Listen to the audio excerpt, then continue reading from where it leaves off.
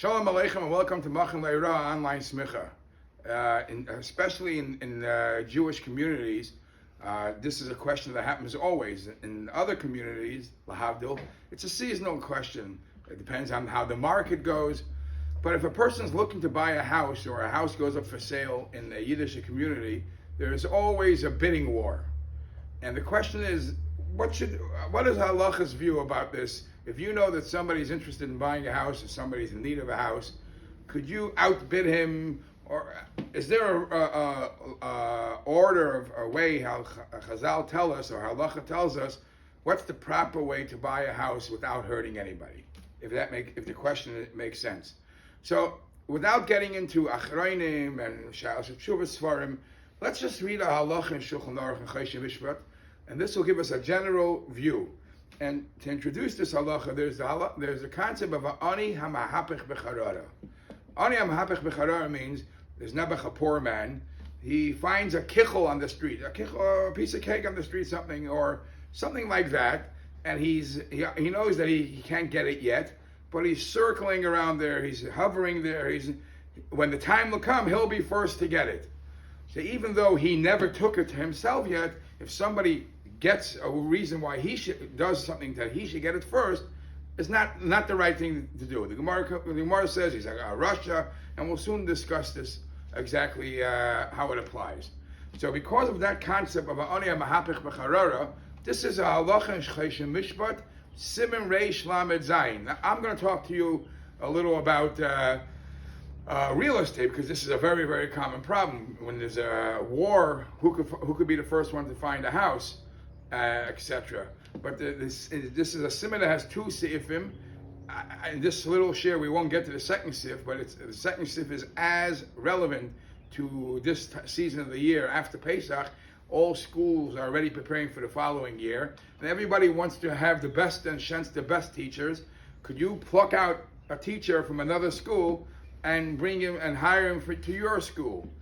Which is also a question of Asagas Gvul. And again, there is many issues attached to this, because there is the dry letter of the law, and then there is different policies that our Hasidic groups have amongst themselves, what they allow themselves to do, what not to do. But if you want to see that halacha, it's in Siman Reish Lamed Zayin Seif Beis, where it clearly says if you're allowed to take a teacher from one school to another, and it's behemshich to this topic too. So let's get the guidelines of when you want to buy a piece of real estate. Now again, this is not only by real estate, this is by anything. You see something that's on the market for sale, a car, a metaltalin or karkais, the same thing will apply. So I'm going to read it as the Mechaber and the Ramos say it, and then we'll see what kind of summary we could have. Says the Mechaber, Choshen Mishpat Siman Reish Lamed Zayin. Ha-mechazer achadavar l'knosei. If you are doing time and effort, and you're looking to buy a certain thing, and you found interest in a certain home. Again, I use the word home, and a minute later the Mechaber is going to say ben karka ben metaltalin. It's either a home or a car or any item. But you're trying to find something to buy. Oy l'sachra, or even if you're looking to rent something, you found an apartment to rent. Ben karka ben metaltalin. This halacha applies whether it's real estate or any item. Uba achar v'knoi, somebody came and went around you, over you, and he rushed to buy it first. Nikra Russia. That person didn't let you get your time, didn't give you due time, and if he knew that you were online first, he should give you the opportunity to buy it first. And Rahman al-Tzlan, the person does that, is called a Russia. You look at the Poskim. The Poskim say, okay, it's a terrible title, and actually the Mesmeh says that we go in shul and we give a clap, and Machir is all of the Beis HaKnesses, that this person did something not nice. But to dollars and cents, whether or not we make him give back that property or give back that car, whatever it is, that most of the Poskim say that we don't have no legal rights to make him do that. But of course, the title Russia is not a title people want to walk around with a badge on. All right. Says the Mechaber, it doesn't only apply if you outdid somebody and rented or bought something that he was looking for. The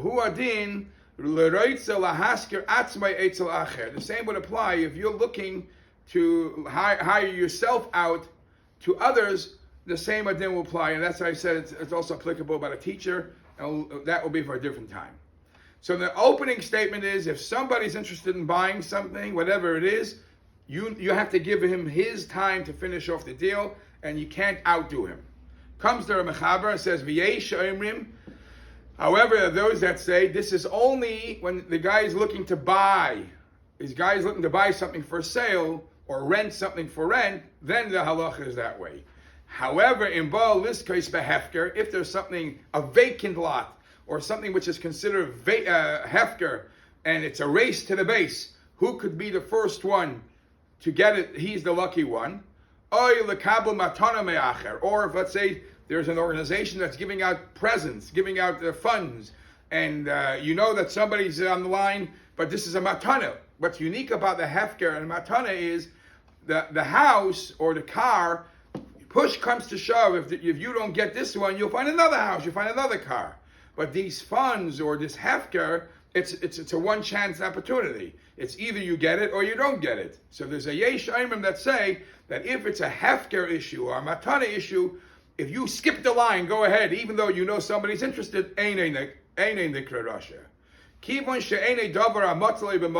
because this is something that you can't find. The second, either one of them, this is a one chance opportunity. So whoever's fastest, whoever gets it done first wins. That's so. According to the Mechaber, if it's a question of buying, renting, that's a Russia. If it's a question of getting something hefker, getting something from matana, then there's no there's no Russia, because it's a davar she'enei matzui. Davar she'enei matzui. Comes the Mechaber and says, V'yesh aimrim deloishna. However, there's an opinion that says that this skipping the line, this not going above the person who is invested in this first, does not only apply in a sale, applies even in a hefker. However, svara rishayna nira ikar. The Ramah says the first opinion seems to be the halacha.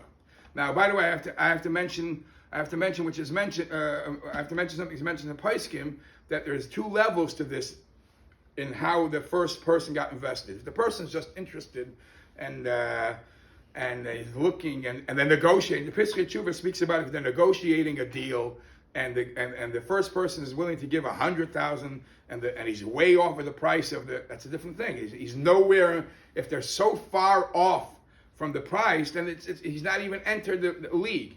If they're the mamish finishing off, it's just a petty stuff that's stumbling it. Then if you offer more money on top of that, that would be considered Russia. Okay, and then if the first person actually invested money to see this or get to this point, and then you took it, and then not only is Nikra Russia, you have to pay for his investment, whatever you did. So what's the summary? The summary is two opinions about hefker and matana, but the Ramah says svara rishona ikar, that a hefker and matana is not a Russia, because it's not a davar shchiach, it's not a davar motzei. This is a one-time thing. So the first man to the base wins. Bottom line, how do you analyze? Again, I'm not going to tell you the halacha l'maisa, because there's a lot in between the lines here. But if there is a certain neighborhood and a house goes up for sale, and the Yiddish people want to live in this neighborhood, is that considered like a hefker and matana? Because it's either here or I'm going to be in Harlem. And in Harlem, that's not where I want to live. And because if it's like a hefker and matana, then I could, according to the Ramah, svara rishayna ikar, in a case like that, the words of Mechaber uses, kivan she'ene davar hamatzali b'makom acher, I can't find that anywhere else. This is what I need. Going somewhere else is not my option. So then it wouldn't be a Russia. But if you don't look at it like a hefker, because you'll always manage, the property will extend, the shchuna will extend, then it's not a get of a hefker, not a get of a hefker or matana, then the issue of Russia will apply. Now, again, I want to just conclude that the Ramah says that this whole the whole halacha is like only if the first offer actually is discussing price, he's not just wasting time. He's coming and going. But he's already discussing money. And all what's needed is the Kenyan. They have to just sign the dotted line. Then you can outdo it. But if there was no discussion of money, or it's far off in price, then the concept of going around will not apply.